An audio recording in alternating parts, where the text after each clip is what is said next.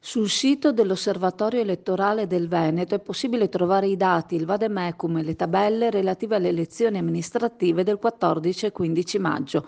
Queste elezioni coinvolgono 49 comuni in Veneto, tra cui 2 capoluoghi di provincia e 10 comuni con più di 15.000 abitanti, potenzialmente soggetti a ballottaggio nel caso in cui un candidato non raggiunga il 50% dei consensi al primo turno.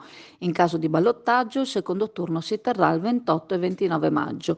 La popolazione chiamata al voto in Veneto ammonta a 638.473 abitanti, con 540.875 elettori distribuiti in 611 sezioni. Si voterà sia domenica 14 che lunedì 15. La domenica sarà possibile votare dalle 7 alle 23, mentre lunedì i seggi saranno aperti dalle 7 alle 15.